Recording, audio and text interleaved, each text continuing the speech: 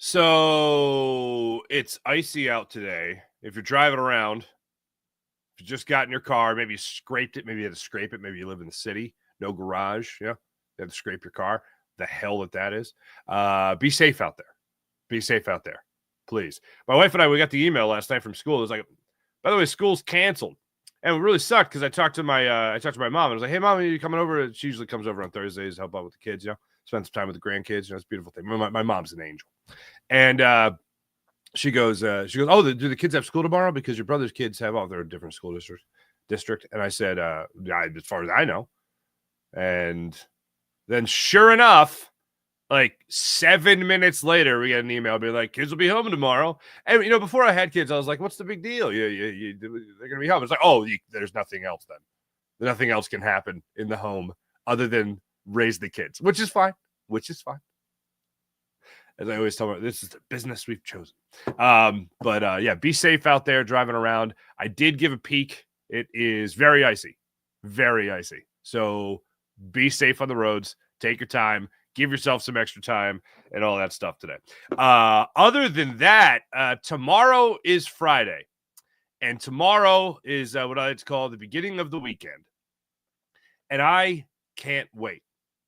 Because tomorrow will mean we only have one more full day to get through on Saturday before it is finally Super Bowl Sunday. And I have had this thought throughout the week, and I really hope, especially the people that grew up without success in Philadelphia sports. Like I was thinking about, like, if you were born in 99, even if you were born in 2000, you're 8 years old when the Phillies win the World Series. You might have some memories of being 4 or 5 years old when the Eagles went to the Super Bowl with T.O. and Donovan, and then you win the World Series in 2008.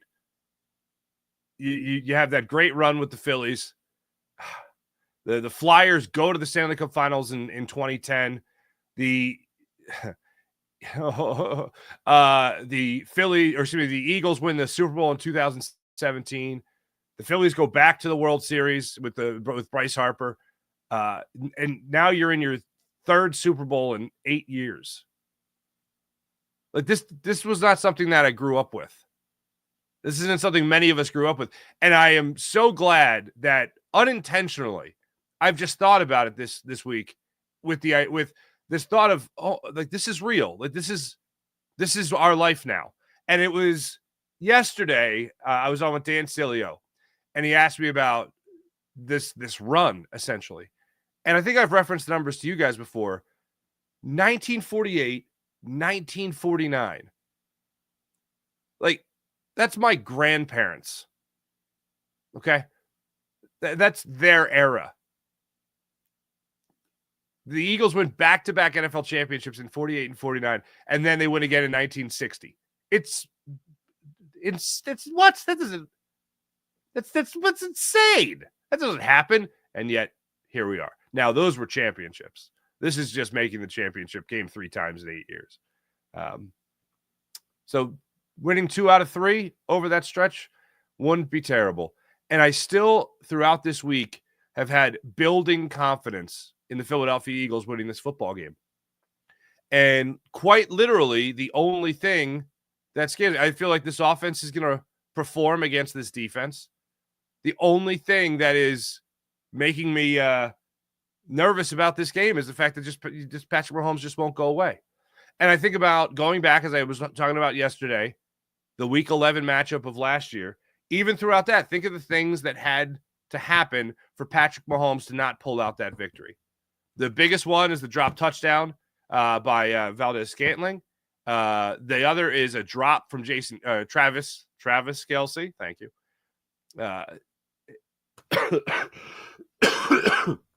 The Eagles actually executing a screen in the middle of the field, DeAndre Swift. Like, all that stuff had to come together for Patrick Mahomes to lose. There was a call that went against them. Like, all these things had to come together. And as much as I have confidence in Vic Fangio and Vic Fangio's defense, there have been so many different defensive coordinators over the years to try to have their way with Patrick Mahomes, and he just figures them out. And Vic Fangio's record being 0-8 against Patrick Mahomes throughout his career, that ain't a great feeling. That ain't a great sign. But then you think about this defense that he has coached up this year. And there was a question asked to Vic Fangio yesterday just about how young his defense is. And he referenced Reuben Frank highlighting throughout the season that it's the youngest defense the Eagles have ever had. Now, Nakobe Dean being out and Oren Burks stepping in has kind of elevated that age. But, I mean, if it wasn't for Brandon Graham, you're talking about the average age of this defense being like 12. All right, maybe that's a slight exaggeration. But that's how young these guys are. You're talking about 24-year-olds, 25-year-olds. Those are the guys that are making the plays. We'll go through the ages more specifically in a minute, but the youth of this defense has not hindered this defense for all the experience in the world. So the reporter that asked the question about age followed up with a question about, believe it or not, naivete and whether or not it benefits this Eagles defense, not just be young and speedy and quick and agile and all that, but also they don't know enough to overthink anything. And that was more or less the line of questioning from this one reporter yesterday at the table with Vic Fangio, talking about the youth of this defense and how it's benefited them in so many ways, both the physical aspect of it and also the mental aspect of it. They don't know enough to compare Vic Fangio's scheme to anything else. They've been told for the last couple of years, some of them, that they're running a Fangio-type defense with Sean Desai, and then obviously he was out, and then Matt Patricia in, and it wasn't Vic Fangio anymore. And then, obviously, Jonathan Gannon was running some sort of the Vic Fangio defense. I'll say this. I haven't seen the defense look this good. I haven't seen it look this good. Nope. Not at all.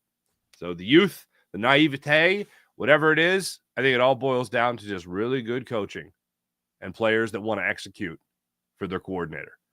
So we'll let you hear from Vic Fangio on that and why you just can have confidence. Why you can have confidence in this defense, but still know and respect what Patrick Mahomes can bring to the field. We'll also get into Darius Slay. Darius Slay has his favorite moment of the season. It actually is in the postseason. And I was a little surprised. I thought he was going to go Cooper DeJean, pile driving Derrick Henry into the grass in Baltimore, Maryland at M&T Bank Stadium. But he didn't go there. Oh, no. He did not go there. I thought he was going to go there. He didn't go there. He went Quentin Mitchell on us. So we'll get into that. Brandon Graham gives a little bit of an update. I almost felt there was a little slip of the tongue from Brandon Graham yesterday addressing the media when asked about status for this upcoming game, his mindset, mentality for this upcoming play. He uttered the phrase, coming off this injury. And then he kind of backpedaled into if I play or not, if I play. And I'm like, no, you said it. Going off this injury. The way he phrased it, it was like, he's playing. Now, I think most of us agree that Brandon Graham is going to play in this game. And quite frankly, they need him to play in this game. If the endurance is not a problem, which apparently it has not been, then you're going to need him out there flying around the way he was flying around previous to getting injured against the Rams. Jalen Hurts' motivation. I don't really think this guy needs any other motivation than the Super Bowl's right there. Go get it. I mean, imagine this.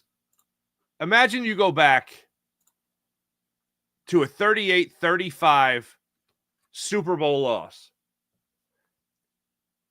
Jalen Hurts in his career after tough losses have talked about Super Bowl losses, talked about being this close. This close. He's talked about the phrases that he always uses, like, either win or you learn. We've talked about that recently on the show. But imagine being that close to winning the Super Bowl. The Super Bowl against Patrick Mahomes and the Kansas City Chiefs. Imagine being that close. And then in the walk-up to being that close, you're the MVP favorite before you get hurt, miss 2 games, and then a year later, you're having horrendous turnover issues. They bleed into this year, at the beginning of the season, and then they just go away. And people are talking about you like you're a extremely replaceable quarterback for the Philadelphia Eagles. And people are talking about you with great disrespect, if you were just 4 points better, I don't know anyone that would be jumping on that bandwagon of, oh, Jalen Hurts stinks. Eagles need a quarterback. Eagles don't have a quarterback. Oh, I'm terrified that, it's going to come down to the Eagles needing to make a play. And Jalen Hurts can't make the play. They got to make a throw, and Jalen Hurts can't make the throw. Really? That's your concern. That's what you're worried about. I'm more worried about Patrick Mahomes torching not just Vic Fangio, not improving to 9-0 against Vic Fangio, with the 9th win, of course, being the Super Bowl. Jalen Hurts is, I am concerned, 0. And you know who else is concerned? 0? Nick Sirianni. 4th and 5 against the Packers in the snow. First down in the belly of A.J. Brown. 4th and 4 against the Commanders. Nice little toss down the sideline to A.J. Brown on Marshawn Lattimore. They're not concerned. They'll have him make that throw. And those are just the recent ones. He's done it all throughout the season. And now he has a second chance at winning a Super Bowl. Chris Jones was being interviewed yesterday at the Super Bowl. Defensive tackle, obviously, for the Kansas City Chiefs. And I can't remember if it was Ashlyn Sullivan of NBC. I can't remember who it was. Would you put Jalen Hurts in the elite category? And he had such a nonchalant response. It was beautiful. It was like, you're talking about a guy playing in his second Super Bowl in 3 years. Yeah, I'd say it's pretty elite. And he was almost like annoyed by the question. Like, of course he's elite. Now, I think we live in an era where it's Patrick Mahomes and then it's the rest of the pack. But for a guy that wins, for a guy that puts his team in the best possible position to win a football game, to be a quarterback that just steps aside and says, well, the most dominant thing we have is this run game, so let's just keep riding that, and I just won't turn the football over, but when I got to make those clutch throws, I'll make those clutch throws. For a guy that have this kind of attitude, for a guy to not be a problem off the field, like, I love that Jalen Hurts is the Philadelphia Eagles quarterback. For the number one reason that he's really good, and he wins a lot of football games. He's been in the MVP conversation, let's see, 2023, the beginning of 2022, the beginning of 2023. This year, not MVP really, but still pretty damn good, with Saquon Barkley and this offensive line being the star of the show. And the point I also brought up with Cilio yesterday was, it kind of sucks that other than scoring for the overall offense, there's no stat that goes in there's no feather in the cap of Jalen Hurts when he recognizes something that the defense is doing, reads it, for all the people that say you can't read a defense, gets a pre-snap read, makes the right read, checks to the run, 60-yard touchdown. That there's no stat that goes in there for Jalen Hurts. They're like, oh wow, Jalen made that read, so that's he's made 20 good reads on the season, leads the league. I don't know. No, there's no stat for that. All you have to do is watch the game and realize what he's doing to help this offense, and doing it with great efficiency, I might add. And in a season where he's supposed to be terrible, we've talked about the numbers before. Matching his career high in yards per attempt, highest passer rating he's ever had in his career, and he's just been money when he's had to be money. I remember at one point in the season, I forget what game it was after, but John McMullen actually asked him about throwing the deep ball and how good he has become at throwing the deep ball. And Jalen said, before he even answered the question, he just said, could you repeat that, please? And John's like, yeah, sure. And he's like, is there something wrong with it? He's like, no, no one ever says that. He goes, well, I say it. Good credit to John. John's right. Jalen can throw the deep ball. Those are very nice deep ball. And on point, very accurate. But I feel like there are things with Jalen Hurts that people just hang on to that are these catchphrases that are taught at the Jalen Hurts Haterade group meetings.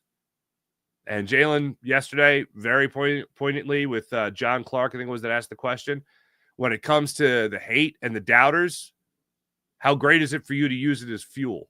And do you still use it as fuel? Jalen's answer is great. We'll let you hear from him in a second. And then other guys get asked the question. A.J. Brown gets asked the question a lot. when it comes to Jalen Hurts' attitude towards the game, Jalen Hurts' attitude towards the haters that say he can't play this game at the level that he has been playing this game at. That's the other thing that cracks me up. I was like, can he really do it? Well, he's doing it. So what's the subject matter again? I'm sorry. Can he do it? No, he is doing it. So we'll get into all that on today's show. The Sixers, annoying cough. Sixers, it was terrible.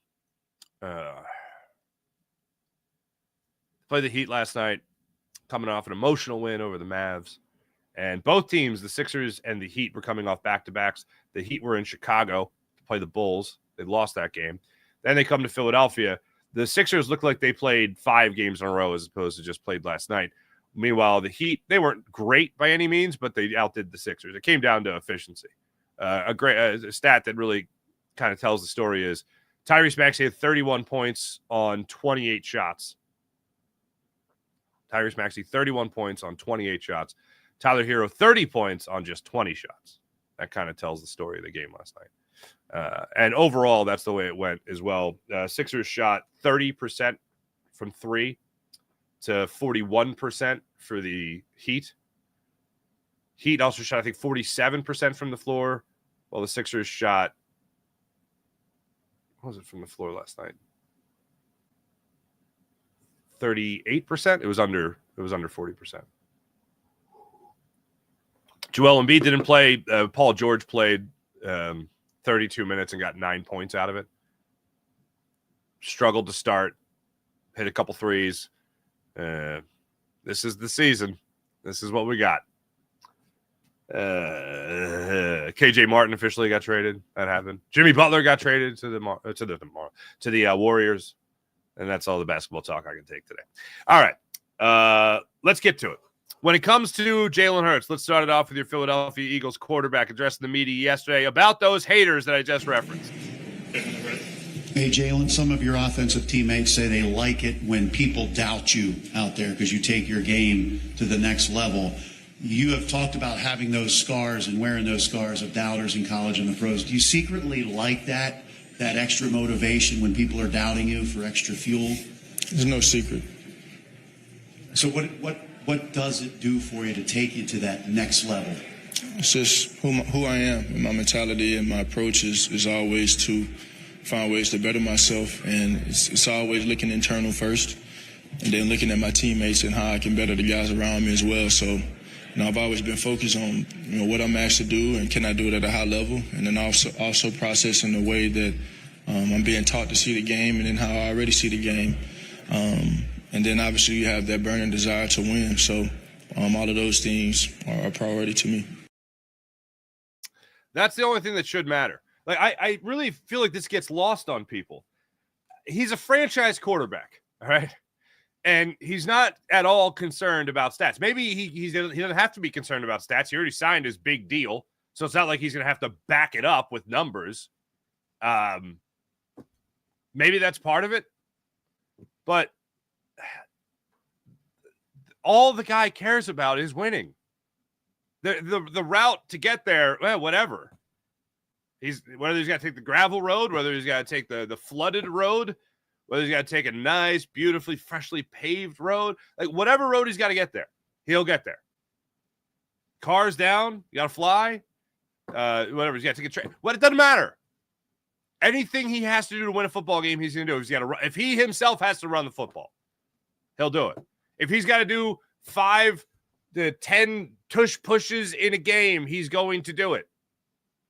If he's just got to hand the ball to Saquon Barkley to see the success he could have against the 4th-ranked rushing defense that he's facing in this Super Bowl, then that's all he's going to do. If he's got to keep hitting Devontae Smith, he'll just keep hitting Devontae Smith. If he's got to hit A.J. Brown, like it doesn't matter. What's really amazing to me is that he never feels the urge to, I have to do something. Because I feel like that's when you get into mistakes. And that's where you take the eye off the prize of winning. And the easiest way to win is to not give the team more opportunities. And he's boiled it down to that science of just don't turn the football over anymore. We've talked a lot of times with the show about how he literally took a sack. He took a safety, as opposed to try to throw the football away, try to hold the football out and put the precious pigskin in peril, as I like to say. He just tucked it, took the safety, and was like, all right, I'll just give him 2 points, and then I'll rely on the defense after the kickoff. I'd rather do that than giving them an opportunity to get 7 points on this. That's what he's boiled it down to. And then when it comes time to thread the needle, he threads the needle. I absolutely love that Jalen Hurts is the quarterback of the Philadelphia Eagles. And I don't understand people that are eager to get on. And this has been my take on Jalen Hurts throughout the season. This has been really my take on Jalen Hurts since he started for the Eagles. I told you guys all the time about the mental health aspect of the game, or mental confidence, I should say. This guy, just nothing phases him.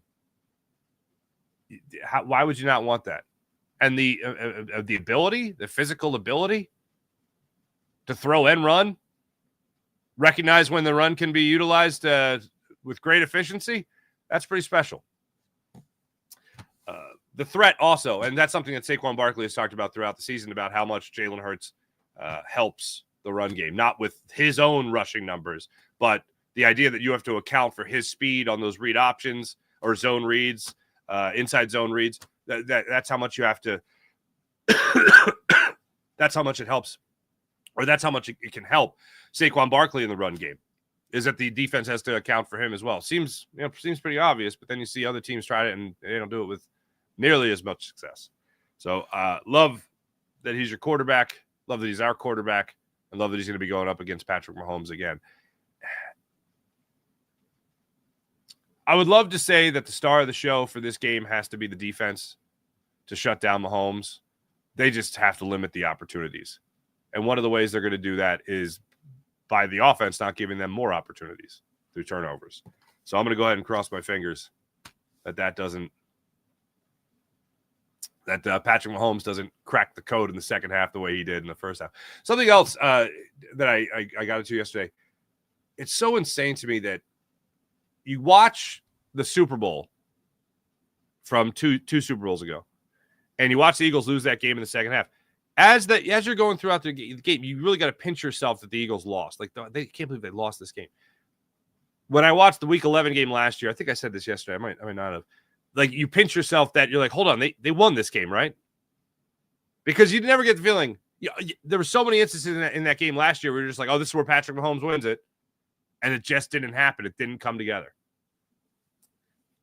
I feel like this is going to be the game that we look at and say, wow, it came together. Because Patrick Mahomes in that offense is going to have to, I think, keep up with the Eagles' offense. As good as Steve Spagnuolo is, they still put up 35 points on Steve Spagnuolo's defense in the Super Bowl. That's pretty special. That's pretty special. Miles Sanders drop, Jalen Hurts fumble. Go to the calls if you want. From the officiating crew.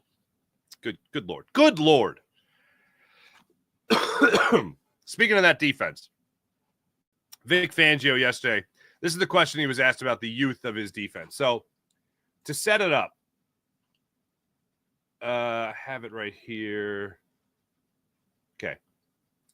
Just going through tackles for loss.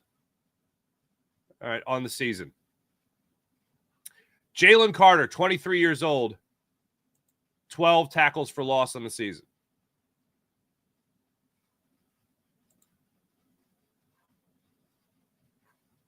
Come on. Big bucks, no whammies. Of course. Yeah, take your time there, computer, please. Zach Bond, 28 years old, 11 tackles for loss. Nakobe Dean, 24. Nolan Smith, 23, 8 tackles for loss. Milton Williams, 25. Milton Williams is 25 years old. I always feel like he's older. 7 tackles for loss. Here's Brandon Graham, 36. Gross. 6 tackles for loss. Jordan Davis, 24. 3 tackles for loss. Cooper DeJean, 21. 3 tackles for loss. Oren Burks, the old age of 29. 2. Like, the production you're getting from the young guys on this team is bonkers. Reed Blankenship, 25, 78 tackles on the season, third most on the team. Quinyon Mitchell, 23, 46 tackles on the season. just how young this team is amazing. And I referenced it earlier, and it's actually a funny moment in the I think I took it out of this, but Vic Fangio says there's a guy in Philly that keeps on reminding me of how young we are. And it's Rube. And he's like, oh, there you are, Rube. And they laugh now, And he goes, yeah, but the numbers went out with Oren Burks when he became a starter for Jacoby Dean. So the reporter asked, well, I think you could hear the question of Vic Fangio just about how youth has played in to the success of this defense. Did a group this young be this great? I don't think so. Not this young, Again, one of the local media guys in Philly has said it several times. We're the youngest defense in the league. I looked it up. I've never. That's right. It's you. You snuck it. So yeah, they've come around quickly. They have the intelligence and the makeup to come around quickly. At some point there, in the middle of the season, we figured out what kind of style we need to play with these guys. That's helped. And they've just gotten better and better and better. But is there a level of naivete to them that they're in this? Yeah, probably. Yeah. Probably. But, we've had 3 playoff games, so Yeah. that will harden you a little bit. Now battle-hardened veterans, these Philadelphia Eagles players. No, but the naivete I thought is a really interesting way to put it, because I would have expected Vic Fangio to say, if I was reading the transcript of it, I would have been like, oh, this is where Vic Fangio probably says. I wouldn't call it naivete. But he's like, yeah, naivete. And I'm like, actually, that's probably more on brand than anything else. They don't know enough to overthink something. These guys are young guys. The Eagles have 2 rookies. They have a young player in Jalen Carter coming into his own this season. Like, they don't have these long, extensive resumes that a guy like Jalen Ramsey, for instance, had in Miami to be like, I don't know what this guy's talking about. I don't want to do that. Yeah. No, these guys are young enough to buy in. There's a reason why soldiers, there's a reason why the armed forces, they'll take you at 18. You're impressionable. You'll listen. Go over that hill. Okay, sure. Take a 35 and do the. You want me to go over that hill? I don't know about that. In the NFL, it's nowhere near the same seriousness, obviously. But you're impressionable. You got nothing to compare it to. You want to be in the pros? This is the guy you got to listen to, and you got to do exactly what he's saying. That's what makes him be able to come into a locker room like this and start things off the way he did in the story Tim McManus wrote a couple of weeks ago, when he came in and said, it's not your fault. You just don't know how to work hard. Say that in a room full of veterans and see how that goes over. This guy trying to tell me how to do my job. No, and then you got another guy who is a veteran, Zach Bond, but he's not a veteran in the position of inside linebacker, and yet you're telling him you're ready for the biggest promotion of your career. And now you're a Defensive Player of the Year finalist. He got guys that would follow marching orders. Some of that was intentional, and some of that's just the way it was. Getting 2 young guys, getting 2 rookies to be starters after week 4 in Quentin Mitchell from before then, and then Cooper DeJean right after. Yeah, those are 2 guys that are going to listen to their new coordinator, their new boss, essentially.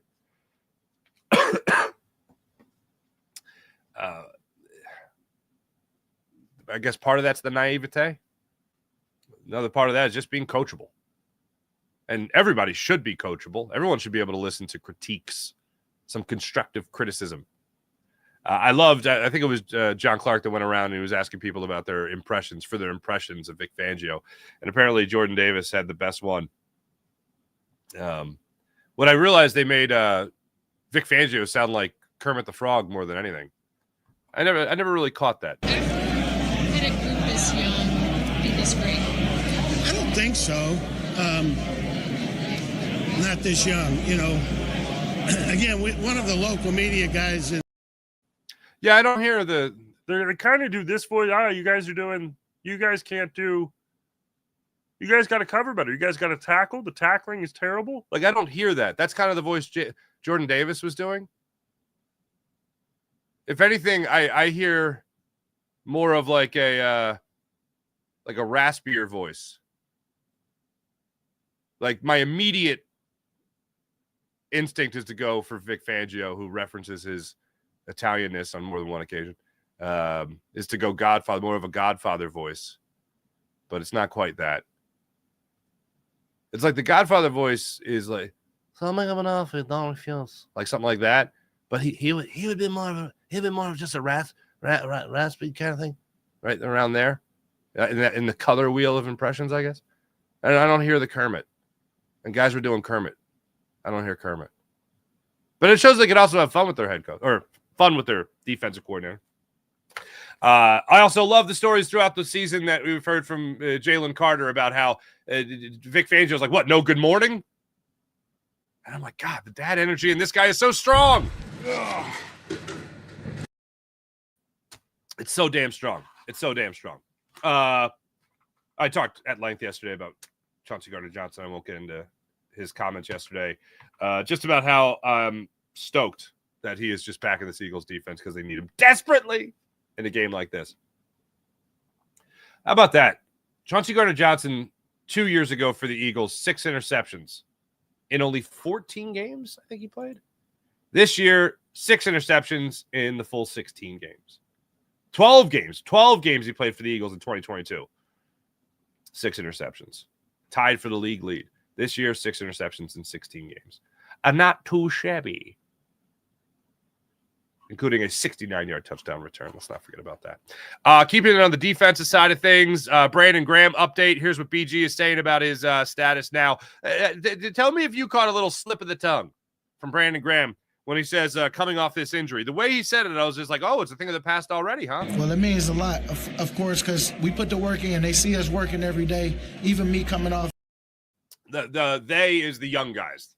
Well, it means a lot, of course, because we put the work in. They see us working every day, even me coming off this injury. There's work that I tried to put in to make sure that if we did make it, that I be available to be able to go out one last time with them. And, man, all I know is I just want to make sure I put in everything I can just so that we can get ready for this one game because we've been putting in a lot of work this year, and there's no time to stop now. But if coming off this injury. Okay. All right. Maybe that's just wishful thinking. Maybe I'm listening to it in the context of wishful thinking, but he's playing. Brandon Graham is playing in this game. Brandon Graham is playing in this game. And I can't help but think Brandon Graham is going to do damage in this game. I don't know if it's going to be on the same level of a strip sack of Tom Brady, but imagine that being your send-off. He wouldn't acknowledge whether or not it's his last game, but I would imagine it's his last game. And I think it was Les Bowen that was down there asking the question. If this is your last game, and BG just kind of smiled and was just like, yeah, we'll see. We'll see. One thing's for sure, I couldn't imagine him in a different uniform. There's not many people nowadays that have changed teams, and I look at him and I'm like, oh, that's weird to see him in that jersey. Like people talking about Aaron Rodgers in a Jets uniform. I'm like, that's sports now. It's not weird for me. Even Brett Favre in a Jets jersey, that wasn't weird. Vikings jersey a little bit, that's a rival. You go to a rival, that's weird to me. That's weird to me. Randall Cunningham in a Cowboys jersey. Yeah, okay. That's one that every once in a while will creep back into my brain and I'll go, get that vomit taste in your mouth for a second. But very few and far between. Doesn't really happen. But I don't think BG's going anywhere other than the football field on Sunday to play for the Philadelphia Eagles. And I do think he will be impactful. And the other thing that's really amazing to me about Brandon Graham this year is just how well he was playing. The farewell tour, like I went into this season in a negative way with Brandon Graham thinking, all right, we'll just veteran minimum. We'll just tolerate him and let him do his farewell tour. Because he literally said at the end of last year, come back, a little farewell tour. And I'm like, farewell tour? Like, no, don't go into the season with that mindset. And to Vic Fangio's credit, with a veteran, and this is a guy that's coachable in Brandon Graham, he's like, yeah, you're on no farewell tour. You're going to play. And here he is, 44% of the snaps he's playing. And he's playing with great efficiency. And he's winning battles. And he's getting stopped at the line of scrimmage. Like, 36 years old doing that. Playing some of the best football of his career. That's pretty special. And the Eagles made it this far, and now he has the opportunity to play. That's pretty fantastic. I was thinking about this year because the question got asked to Darius Slay yesterday. His favorite moment from the season. I think about this defense and some of my favorite moments.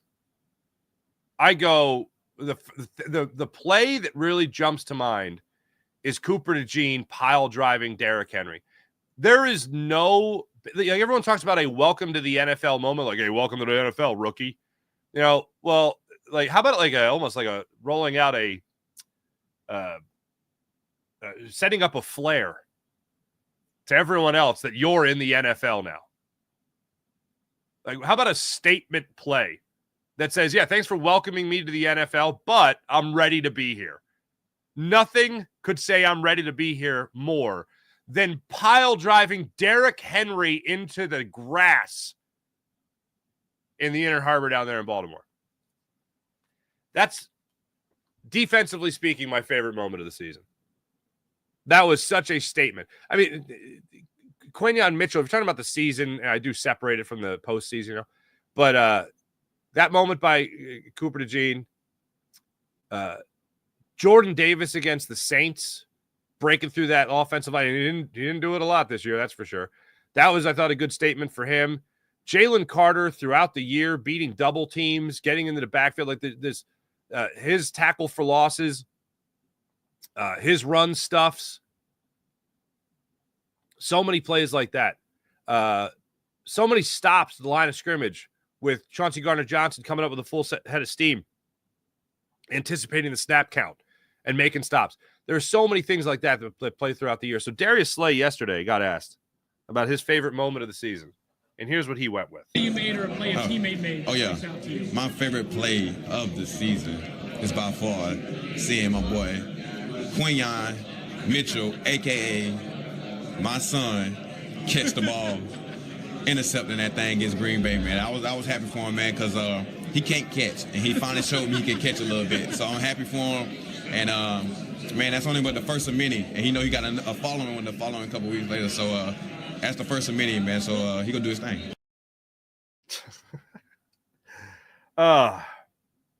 My son, Darius Slay on Quinyon Mitchell. Keep that attitude. Darius Slay, this is probably his last game as a Philadelphia Eagle. I think he knows that. He wants to, I think he realizes, you know, the writing is very much on the wall. He embraced the leadership role this year with the Eagles in terms of Quinyon Mitchell and Cooper DeJean. And as you just heard, he adopted him. So that's nice. I don't know if he ever moved in with them like he offered at the beginning of the year, but it was there. It was there. Just looking over my notes from the season. Actually, I'm pretty proud of myself. Like, you ever finish a whole, like a roll of chapstick or a stick of chapstick, I guess? You ever finish that? I haven't. I always lose them. If you've finished one, Jamie Lynch, my old buddy, PHLY now, he claims to have finished a stick of chapstick. If you get the chance to talk to Jamie, ask him about that. I think he's full of it. But anyway, I almost finished. It's a similar thing. I used the same legal pad throughout the entire season. I've never done that before. So literally, I have the entire season right here on one legal pad, and I feel like a real adult. But I mean, there's just so many plays defensively speaking. Let's talk about your favorite one. But yeah, still for me, Cooper DeJean. Here's the Rams game. Ugh. Brandon Graham goes down. He had a sack already in that game on Matthew Stafford. Pots and pans. Here's the Baltimore game. See if I have it in here. The down and distance.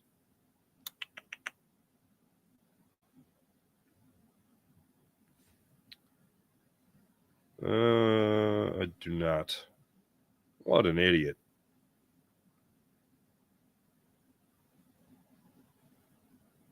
Huh.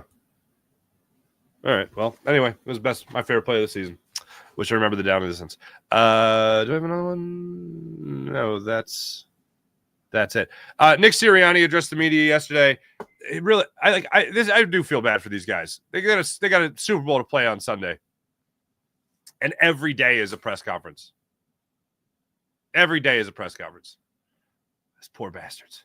Hey, your dream is over here, but Kellen Moore addressed the media yesterday as well. Mum was the word on any other conversation with the Saints, and his head coaching career that seems to be just around the corner. Let me tell you I've talked about basketball I already on the show, and that's as much as I want to get into it. Fangio, Hurts, BG, Slate. Yep, that's everything. Hey, let me tell you about the Game Time app. Download the Game Time app, create an account, use promo code Farzy, and get $20 off your first purchase on the Game Time app. My wife actually bought on the Game Time app Disney on Ice tickets for the kids at the Wells Fargo Center, so that'll be fun. I think I'm actually going to go this year.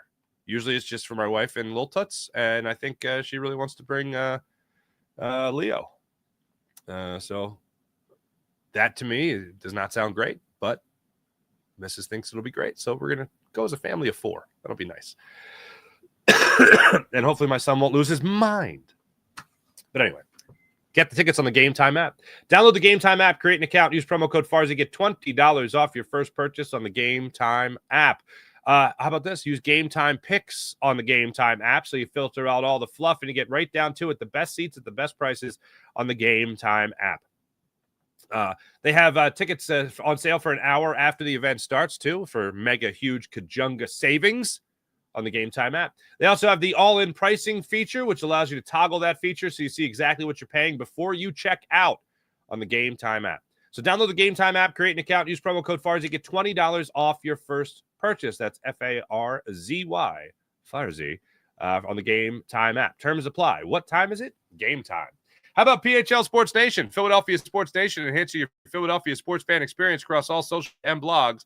That's phlsportsnation.com. How about our friend Brett over at Sky Motorcars, skymotorcars.com. Check out Brett's amazing inventory at skymotorcars.com. Let's get into the chat check. Well, that's pretty dope. I agree, Nick. Let's get into it. One thing I did see down here. Well, I got to get into this right now. What's up, Rob? Disney on Ice, you're going to tailgate that? That reminds me of the old, there was a great thing. Oh, man, there's a great thing. What would you call it? Parody? It was in the voice of Real Men of Genius. I think it was Miller Lite. Real Men of Genius. Remember those commercials? Remember that ad campaign? But it was like about the dog show in Philadelphia sports fans. If the dog show came to town, you'd tailgate it. Disney on Ice is in town, you'd tailgate. I don't know if it's Disney on Ice or if it's, I think it might be Frozen and Encanto. I don't know. It was one of those things. But apparently we're going. But there's one more thing up here that I caught as I was just glancing over.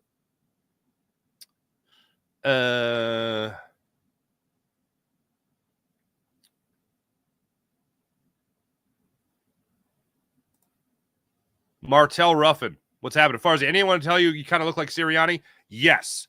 All the time.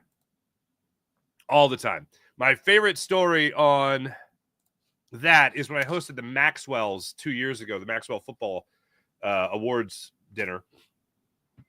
I was thinking it was Mohegan Sun up that way, and I was walking around the night before, and a woman is saying, I hear a woman far behind me, and she goes, Coach Sirianni, and I don't have a hat on or anything. Like I'm a bald man, and Nick Sirianni. For the people on the podcast, I'm bald. And the guy goes, the lady goes, hey, Coach Sirianni. I'm like, oh, that's cool. Coach Sirianni's here already, you know. And I'm walking, and then I feel a tap on my back, on my shoulder, and I turn around, and there's this lady with this guy. I think it was her son, and this lady had to be like 70 something, I guess. And she goes, she's Coach Sirianni, can I get a picture with you? And I said, I am so sorry. I know I get this a lot that I look like Nick Sirianni. I'm not Nick Sirianni. I'm a Philly media guy. Maybe that's a connection you're making in your head, sports, and a guy might look like Nick Sirianni. But I'm sorry. I'm not. She's like, yeah, Coach, whatever. So can I get a picture with you, or can I get an autograph? And I'm like, I am so sorry. My name is Mark Farzetta. You could Google. One of you could Google image, and you'll see that I look like that picture more than actually Nick Sirianni. And she just goes, okay. Like, still not believing me, and then walking away disappointed. The following night, I then presented Nick Sirianni with an award. Telling that same story.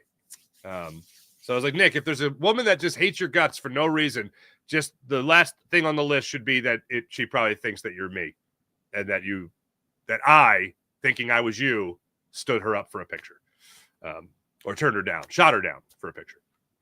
But yes, I do get that a lot. Trader Joe's. I seem to get that even more at Trader Joe's. I don't know why. It's funny, my connections to the media now. At Trader Joe's, they think I'm Nick Sirianni. At Costco, they think I'm Mark Farzetta, and I credit that 100% to Fox 29. Fox 29 has made me able to get 2 free samples at Costco. You're damn right I'll take a second chicken nugget. Thank you so much. All right. Actually, that's not true. I never eat the food at Costco, but they offer on more than one occasion. And that might not sound special, like they do it for everybody, but they really try to force it on me. And then they're like, how old is Mike Jarek? And I'm like, what? By the way, how about Mike Jarek walking up with the nice ladies there with beignet powder all over his face?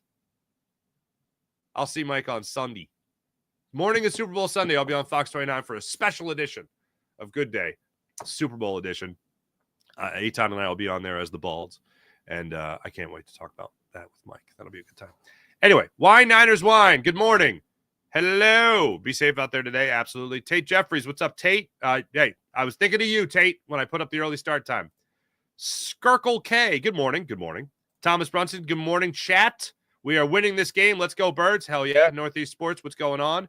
Jalen can make a play with his legs, pick up a first down, and take a slide. Yes, please. It's really that simple. Absolutely. Thomas Brunson, with all due respect to Patrick Mahomes, the Chiefs, but they're just a team that's in our way. Love that attitude.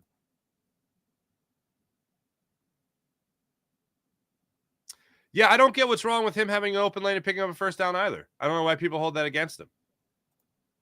Eric Wisniewski, what's going on? I need to know, did A.J. Brown finish his book?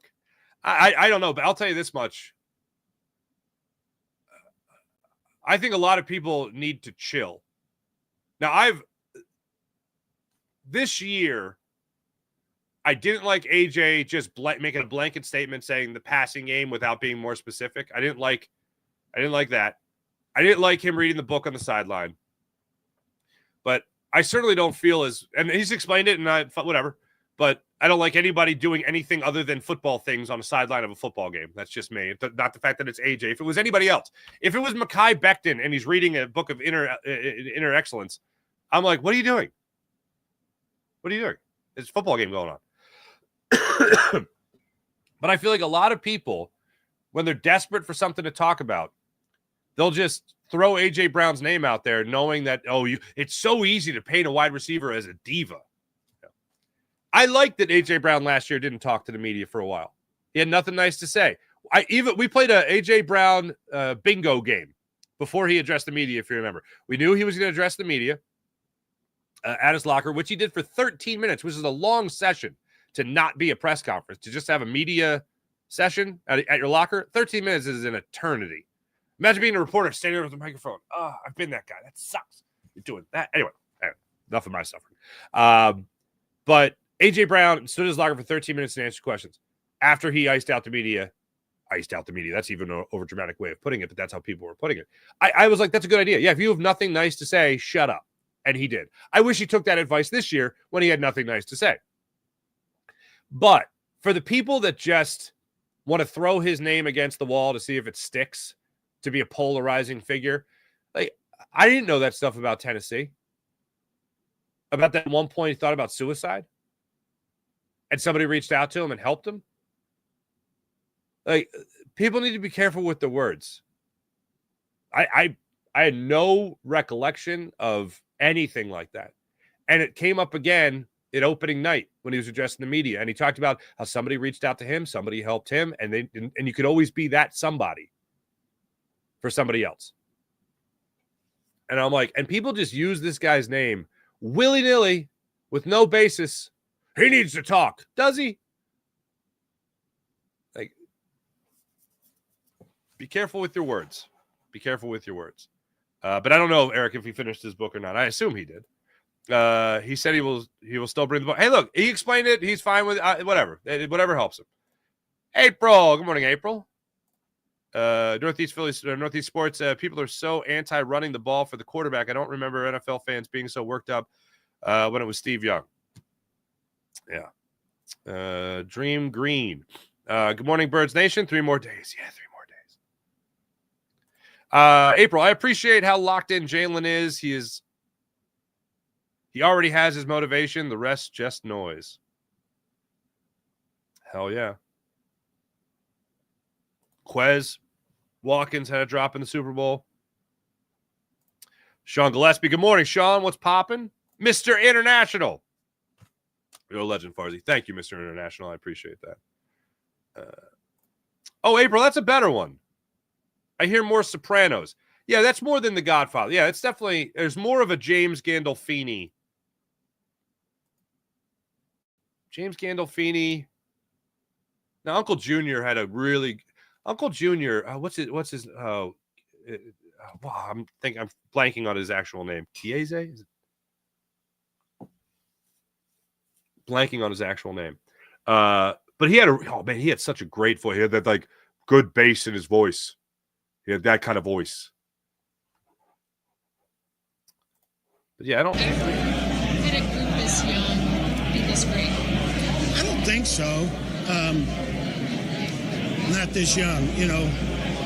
Again, one of the local media guys in Philly has said it several times. We're the youngest defense. Yeah, there's more of a gabagool kind of like. There's more of that in that voice than there is this kind of voice. Why are there so many songs about? Anyway, all right. Don't want to put the quarter in the machine. Don't want to put the quarter. But April, I think that's a good point. That's a fair assessment. It's a fair assessment. All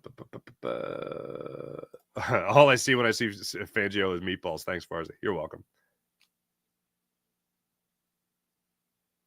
Put a cap on him, and he and Sirianni are twins. Do I have an Eagles hat down here? I do have an Eagles hat. Scoozy, talk amongst yourselves.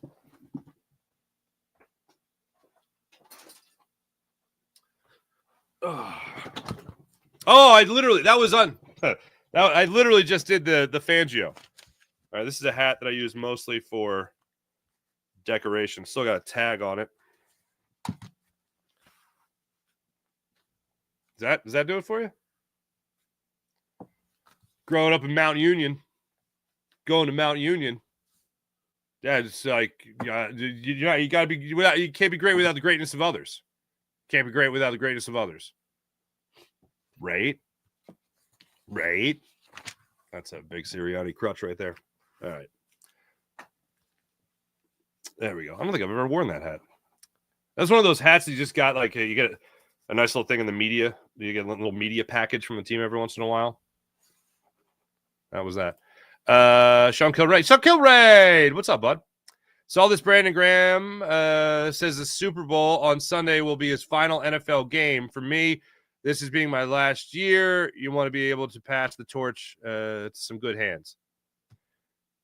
All I saw, if that was during his press conference, that's news to me. I didn't catch that. But all I heard him talk about was maybe. Wayne the Pain. Thanks. Appreciate it. Sean Kilrain. It would be a hell of a destination. Myles Garrett on the possibility of joining the Eagles. Thoughts? I don't think Myles Garrett is coming to Philadelphia. Between Mekhi Becton and Zach Bond, it's going to be rather difficult for Howie Roseman to make another big impact. Remember when people talked about how having a very good running back was a luxury? It seems to be more than a luxury with Saquon Barkley. I think having Myles Garrett would be a luxury. William Robinson, thank you for your donation. Got to admit, the more the pundits root against us, the more I think we're not only going to win, but win by 2 scores. I hope that's the case. Wayne the Pain, BG sure helps bring the energy and has a thing for the big moment. I agree. That Henry hit will live forever. The Flying Frenchman. What is the Flying Frenchman? What did I miss? Wow. Just remember, Jason Peters, born January 1982, still playing in the NFL. Zach Bond picks. Zach Bond pick 6 was pretty sick.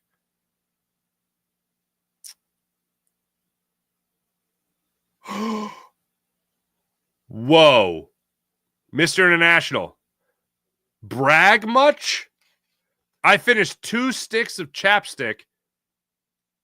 I would say 3 to 4 months. Really?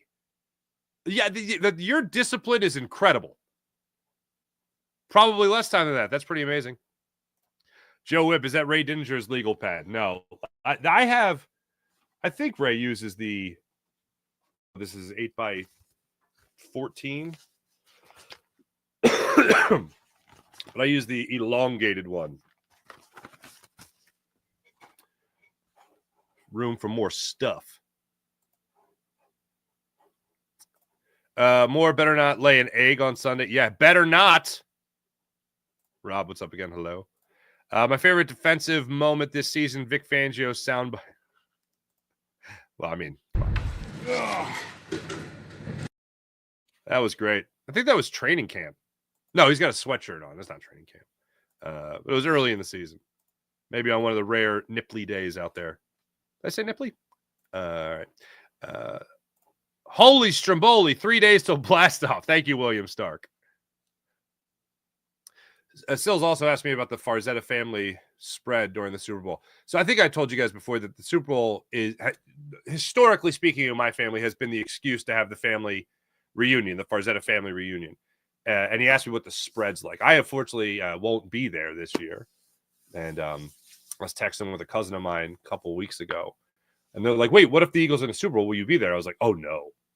She goes, well, now I'm torn. And I'm like, no. When in doubt, go Birds. You could always see me. You know what I mean? But chicken wings, pizza. I'm not going to be there, but I think I'm going to make some nice chicken cutlets. I'm going to make some nice chicken cutlets, you know. And of course, Sills asked me if there'll be gabagool. And there's always a nice antipasto. You got the pepperoni. You got the soppressata, which is one of my favorite words to say. You got sharp provolone. All that. That's the spread. And then, this is the big one. My Aunt Anne, who is now 93, she makes this thing that she calls pastagana.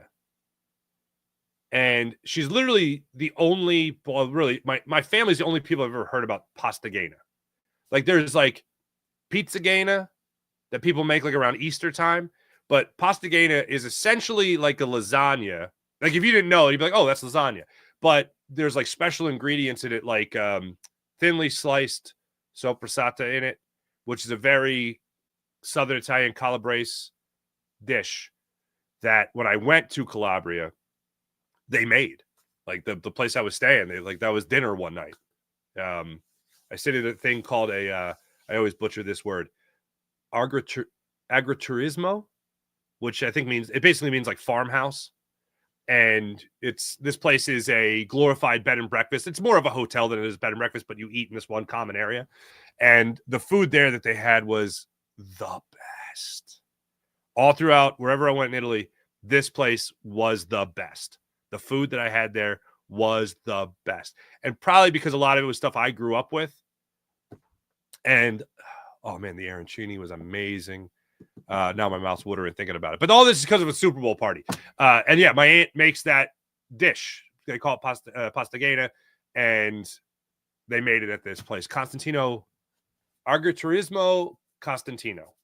My grandmother's last name was Costantino. So that was cool to stay at a place that had the same name as my grandmother. But yeah. Super Bowl party. Holy Stromboli. You got me thinking about with the Stromboli. Well, just because you said Holy Stromboli, a phrase I say all the time. That's where it got me. Nino Brown, good morning. What's your score for the Super Bowl? 27-24 Eagles. That's still where I'm at right now. Dominic Chianese? Is that? I think that's what it is. Dominic Chianese. Thank you, Uncle Junior. Thank you, Dan Herman. I appreciate that.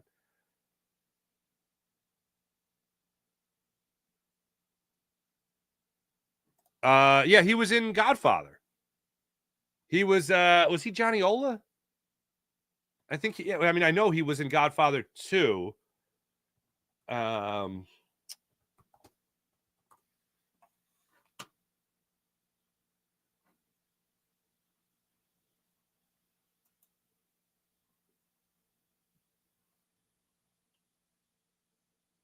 Yeah, he was Johnny Ola, I thought.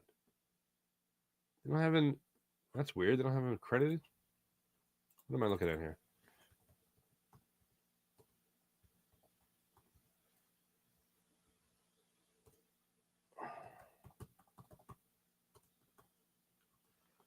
This is going to bother me if I don't.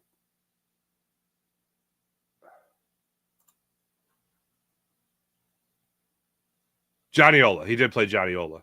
Man, Johnny Ola told me about this place. For the kids that know, you know. Play calling defense. What plays are you calling on defense, Sirianni? That was still one of the weirdest moments of the season. Well, I called a defense. You called a defense? Then they asked Vic Fangio. He didn't call a defense. I do have a fatter head than Sirianni. It's been acknowledged.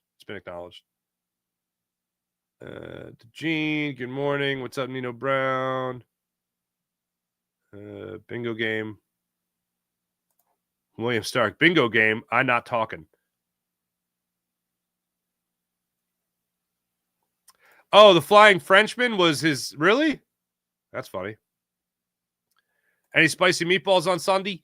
There may be a crock pot. My brother really doesn't make meatballs. So I don't think there'll be a crock pot of meatballs. April, send me all the food you're talking. April, I'm going down to Tennessee in the first weekend of May. And I'm going to go down there to visit my wife's nephew, who's going to Tennessee, University of Tennessee. And he's got a bunch of frat brothers. And they were all over the house the last time we went down last year. And I was like disappointed in myself that I didn't cook. Somebody ordered hoagies. And first off, I should have known because they called them subs. And I'm like, there's no way these are good. And they weren't. The bread was terrible. But I did find a butcher shop that does veal down there. So I'm going to make a big thing of meatballs down there in Tennessee. Pasta fagioli, you like as a lot of people, pasta fagioli, pasta and beans. Usually a nice ditalini, nice al dente ditalini. And a little pasta fagioli. That's how you actually say that. For the people that don't know, pasta fagioli. That was never a huge meal for me growing up. Oh, that's nice. Look at people inviting each other in the chat. That's nice. That's a beautiful thing. Thanks to everybody in the chat. You guys are wonderful, as per usual. Let's get to the morning rush brought to you by Sky Motorcars, SkyMotorcars.com. 76ers back at it tomorrow night, 7:30. ESPN game against the Detroit Pistons. I hope Joel Embiid plays in that game. Imagine Paul George, Joel Embiid, and Tyrese Maxey all playing in a game. It's amazing. So we'll see if that happens. The Flyers. Good Lord. The Flyers, they've lost 4 in a row. They've scored 2 goals in the last 4 games. They got a point with their overtime loss, but they're back at it against the Capitals tonight at 7 o'clock in South Philly. Thanks for watching. Thanks for listening. My name is Mark Farzetta. This is the Farzy Show. Make sure you guys like and subscribe. T-Bro, did I put this up already? Farziani? That's funny. Make sure you guys like and subscribe. Jason, hey, bud.